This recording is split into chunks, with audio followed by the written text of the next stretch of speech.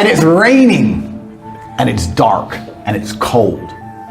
And I see people at a bus stop, and I'm at the traffic light. I'm like, it's freezing, and it's raining, and it's nighttime, and you can't afford an Uber.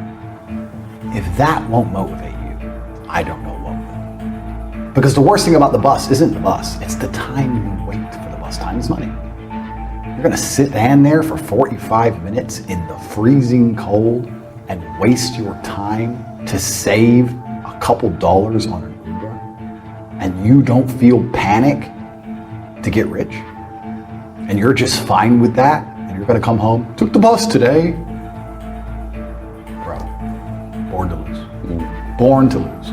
If that won't motivate you, especially as my 5.2 liter V10 Lamborghini is humming right next to you standing there. You're standing with your coat on, your hood up.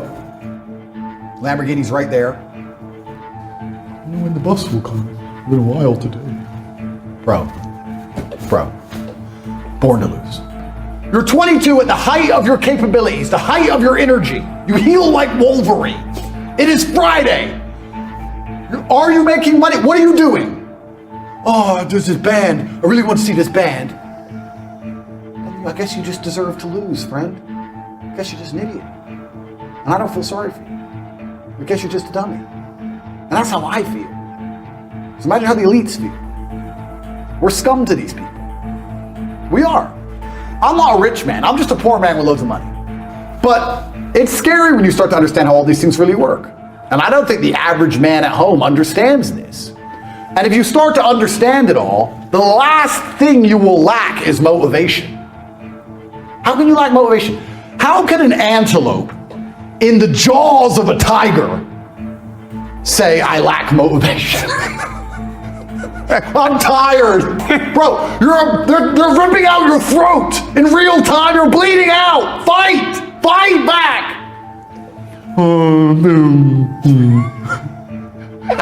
And then the tigers like me are like, oh, bro, you're gonna get eaten. I'm gonna eat you. That's what we're gonna do. I don't know what else I'm supposed to do. And men should be waking up in the world today and say, I have to perform and act this way. I have to go to the gym even though I don't feel like going to the gym. I have to make money even though the economy is bad. I have to protect and provide for the people I care about. I have to do the right thing irregardless of how I feel. And the reason this is so important is because a small contingent of men do think this way.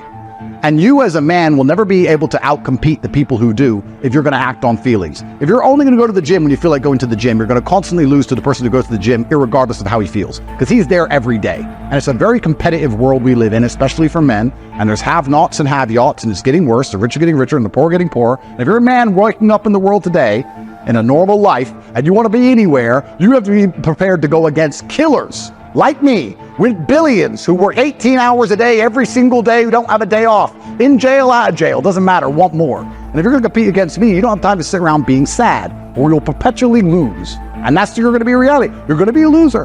That's what's gonna happen. What if people don't want to compete with you at that level? What if they don't want a yacht? That's they fine. can still be happy. That's fine. Of course, and they can still be happy. That's their decision. But if they sit at home wanting a yacht and not having one, well then they have a problem then, don't they? Why I think I fight. Do I enjoy it? No. Do I enjoy training? No. Do I enjoy cutting weight? No. Am I nervous? Yes. Do I think to myself, what am I doing? Yes. Completely.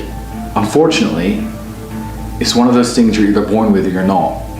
And the only way I can explain it to try and make it make any sense is that if I'm not doing something which is either extremely difficult or extremely stressful, I'm in a perpetual state of crippling boredom.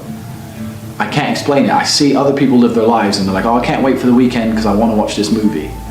I think, who cares about a movie? You're looking forward to the weekend for a movie? Looking forward to the weekend to get drunk? Like, these things to me are so mundane. They mean nothing. And if I don't fight, if I'm not in a situation where I'm stressed or worried or concerned, I'm just perpetually bored. And boredom's crippling.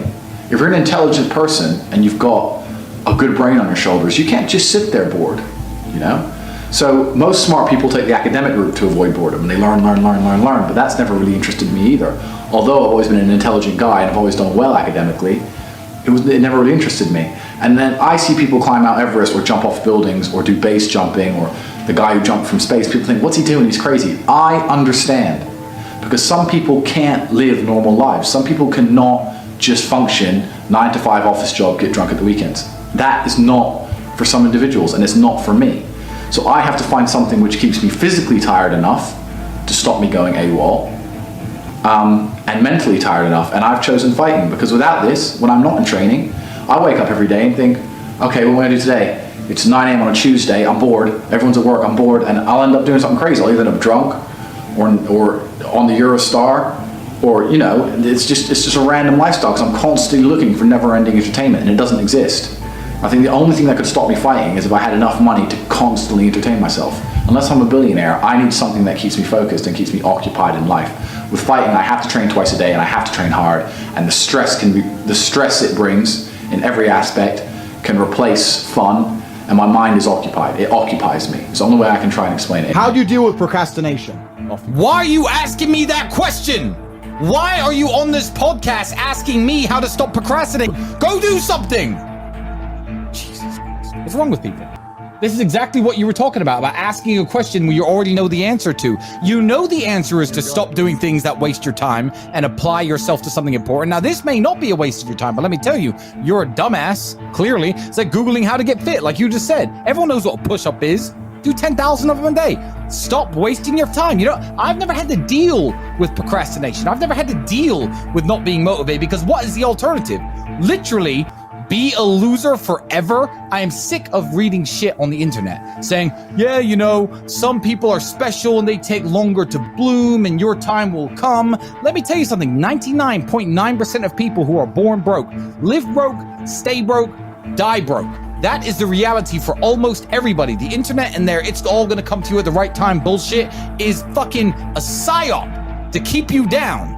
You already know the answer. You don't need me to tell you. Why the fuck are you asking 4 men who do not know you personally how to stop wasting your time? I don't even know what you do to waste your time. You already know the answer. Me, my mother, and my brother, when we moved to England, we grew up in a homeless hostel. So I grew up at the very end of the socioeconomic ladder. I had a worse start than 99% of people. But I lived my life when I was poor, furious at the fact I was poor. Because my ego, and I'll be honest, my ego is at a point where I didn't understand how other people can afford Ferraris and I can't.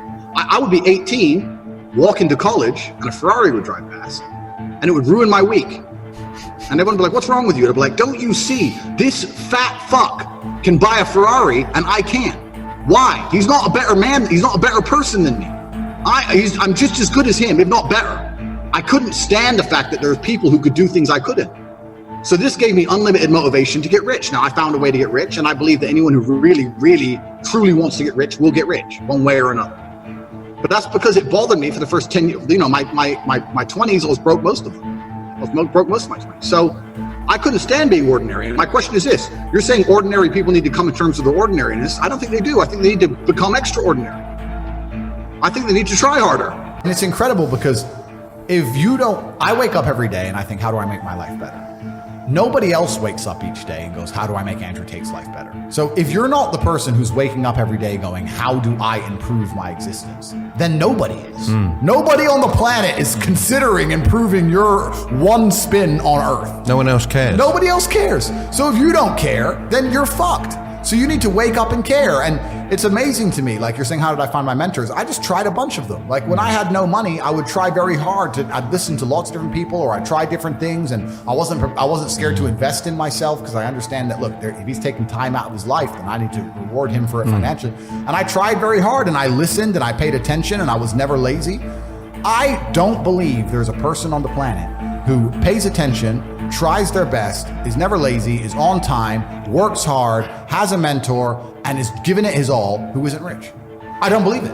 I think that if you do all those things, you're rich. And if you don't have any money, you're missing one of those key elements. Now you can fool yourself and you can fool everyone else and you can pretend you're doing them, but if you're truly honest with yourself, am I finding people who are trying to teach me what I want to know, and am I trying my best? And the answer is fucking no every time. Who are you going to vote for that's going to put money in your pocket actually come along and say, here's money? Nobody. Still a brokey. Nobody cares. No one you vote for is going to change it. It's going to get worse. It's going to continue. And you know the boat is going to sink and you're not panicking. That's why I kind of catch myself. And one of the things I try very hard not to do is become elitist. Because when you've come from the absolute bottom to the absolute top and you've done it all off of your own back and hard work and dedication and never missing a day, the only shortcut to life is to never miss a day. One, because of compounding interest, and two, because sometimes you get lucky. And you'll never miss a lucky day if you try every day. If you don't try every day, you might miss your lucky day. And that's what people don't understand. If you never miss a day and you never don't try and you're always on time, was I late today? No, on time, and you try and improve every aspect of your life, and you're a professional, and you try and make sure that you analyze your decisions, you give yourself feedback, you don't make mistakes, you're not lazy. If you try and you make it to the top, you end up elitist, because you look at the people down below and you're like, well, why didn't you try? I did. Oh, I did too. No, you didn't. That's a lie. Now you're lying to me, and that annoys me. Let me tell you a secret of the universe. Negative energy is real, and it's very, very sticky. If you hang around someone who's negative and talks about negative things and believes negative things and they say negative things, all the other negative energy in the universe hears this person and says, this person is susceptible to our fuckery. Let's attack him. They attract it. Me and my team, we only speak positively. I don't have negativity around me. If I'm around someone who's complaining, even about something small, I had a flat tire, blah, blah, blah. No, I don't let negativity around me. So just don't come at me with any kind of negative crap. Super chat me positive things. I'm a positive man. I live in a positive realm. I'm a positive guy. I live a positive life. Do you ever feel like you're in a simulation? Do you ever just see something, see a coincidence, and it's just so unlikely to happen? I can think of at least 500 scenarios in my life where something's happened and I say, we must live in a simulation. There's no way this just happened by accident. But yeah, I mean, perhaps that's the best way to look at life. I think that whatever mindset you adopt, especially as a man, it should be the mindset that allows you to be as competitive as possible. I think that being competitive in all realms is how you're going to ensure you'll always be okay. Whether you're in a cage fight or you're in a dystopian afterworld, or you're in a business meeting, or you're in jail, or you're on a sports team, whatever, you need to be as competitive as possible. And I think that sometimes believing you're in a simulation allows you to have a very competitive edge over your opponents, to understand that it's going to work out. In the end, I'm going to win. I may not understand the path there. It may get tricky at some points, but in this simulation, in the end, I win the game. Even if it looks like I lost, even if I get found guilty, in the end, I still win, because I come out of jail and I'm still famous and rich and my enemies are still nobodies. I still win. So if you approach life that way, it gives you a degree of confidence that allows you to take the brave choice. I've always had the mentality that I just want money. I just want money. I don't believe in the idea that you need to be passionate about something to become rich from it. Do you think the billionaires who sell concrete are passionate about concrete? No. They like money, right? So if you're passionate about money, then you can be passionate about anything that makes a profit. Every single man out there listening to this, I want you to do one thing today, and I want you to do the same thing for the rest of your adult life. I want you to work very hard, and I want you to be proud of yourself. And if you do those two things, you'll be amazed how close you'll come to your goals. In fact, if you work hard and you're proud of yourself, every single goal you have in mind right now, you're going to surpass. I guarantee. Let me give you one more piece of advice. And listen to me carefully, because this will be a video that will be clipped and I will play it back in 2 years from now. And you will kick yourself. Listen to me now. Listen in your heart. Listen to me. Because in 2 years, when I play this video back, you're going to hate yourself for your lack of action. So listen to me clearly. You need to work. You need to dedicate yourself. You need to take these next few months seriously. You need to invest in Bitcoin. You need to stop being a fucking idiot. You need to reflect on your life. You need to feedback. You need to analyze all of the mistakes you've made. You need to stop wasting your time. Stop being a dipshit and stop relying on me for temporary bursts of motivation so that you can focus on something for once in your fucking life. Because time is running out. Now it is Darwinism. Those who do not benefit do not deserve to benefit. Act or fail. And I think that as a man, if you truly care about the world, you need to improve yourself first, because as a man, if you're not capable, your love means nothing anyway, right? You can say I'm a man and I love my dog, But if you can't feed that dog, and you can't home that dog, and you can't afford to take that dog to the vet, and you can't protect that dog, then your love means nothing. Your love as a man is directly correlated to your competence and your capabilities. So when a man who is capable loves you, it means something. A man who's incapable loves you, it means nothing at all. So if you're incapable, not necessarily important, not necessarily financially successful person, it doesn't matter what you feel about anything, because you can be replaced and nobody gives a shit. So if you truly care about that, I guess the lesson is, if you truly care about an issue, as a man, the first thing you should do is you should improve yourself. If you have a woman who you truly love, instead of buying her flowers every day, you should improve yourself. If you have a town that you truly love, instead of, I don't know what you would do, instead of telling everyone how great it is, you should improve yourself, and you should start a business in that town so that there's more jobs in that town. It doesn't matter what it is. Self-improvement is the answer to showing your love for anything as a man. So when I see people say, oh yeah, I really love my girlfriend or whatever, and then I look at the guy, I say, no, you don't. Because if you did, you wouldn't be sleeping so long. You wouldn't be so insignificant. You'd be trying harder in some way. You'd be doing something. You're not doing anything. If you're not doing anything, you don't love anybody. So forget about this garbage of I want to be happy, I don't feel happy, happiness. I get these messages all the time. How do I feel happy as a man? You're not supposed to be happy. You're supposed to be monumentally influential and capable. That's what you're supposed to be. You're supposed to be the kind of person that when people call your phone with a problem, you can fix it. You're supposed to be the kind of person that people look at and feel deep respect for, male or female. Even my enemies respect me. It destroys their soul. I am brilliant because I've decided to be brilliant. And if I have to sacrifice happiness to be brilliant, then that's fine. You know what the great thing about it is? You know what's amazing what God gives, how the whole world becomes full circle? If you stop caring about being happy and you start caring instead about being great, guess what you end up being? Great. Along with great. And you know what? Yeah, Happy! You end up happy if you forget about happiness and try to become great. Because you're a different man when you have no safety net. You're a different man when you have to pull it off. Not, I need to. No, I literally have to pull this off. I have to roll the dice. Most men don't understand what it feels like to roll the dice and you have to get a 6. They go, what do you mean you have to? No, I have to get a 6. Yeah. Oh, but what if you don't? No, I have to get a 6. You're not understanding me. So that's extremely character building. You've been wasting all of 2024. You're in a fucking time vacuum. The boot of the inevitable is on your neck and you're sitting there just waiting to be crushed. 2024 should have absolutely changed your life. You should have at least gotten a boner preparing to fuck. No, you've done nothing. We're on January 9th. Not only have you done nothing, you can't even recall the events of the year. The ultimate crime. The ultimate disrespect to God himself. Fucking scumbag. All of us are given the same opportunities. Let's imagine this is a much better mental frame for you to hold within your mind, because your mindset is nothing more than software which you have installed yourself.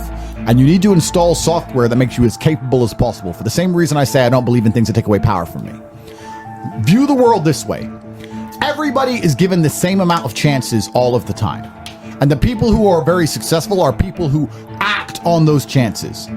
People who are prepared. Let's imagine there's the same amount of prison riots. A prison riot affects everybody in the jail. The man who escaped only escaped because he was prepared for the riot. And the men who don't are the men who refused to prepare. You have had the same number of chances as all of the people more successful than you, and you simply didn't act on them. I refuse to believe you haven't had opportunities. You've had opportunities. You could have paid more attention. You could have worked harder. You could have had unmatched perspicacity to identify every opportunity. You could have had sheer indefatigability to make sure when an opportunity was identified that it was wrung of every single piece of value. You could grab it like a wet rag and squeeze every single piece of value out of the negative or positive circumstance you found yourself in. We all have the same opportunities, and the men you see who are monumentally successful simply act on them when you don't. I don't believe anybody who's struggling didn't have chances. I believe they didn't act. And the reason this is such an important mindset is because it puts all of the burden on you. It is down to you to act.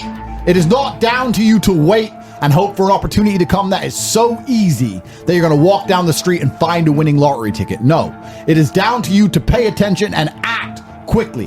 When someone gives you a chance, when someone shows an opportunity, when you have an idea, when we say you should do this or we believe this is going to happen, that is your time to finally act and do something. If you refuse to act, you will never escape. When the prison riot comes, if you sit on your bed, you're not going to end up out of jail. The prison's not going to collapse all around you and you just stand up and walk off. You have to do something.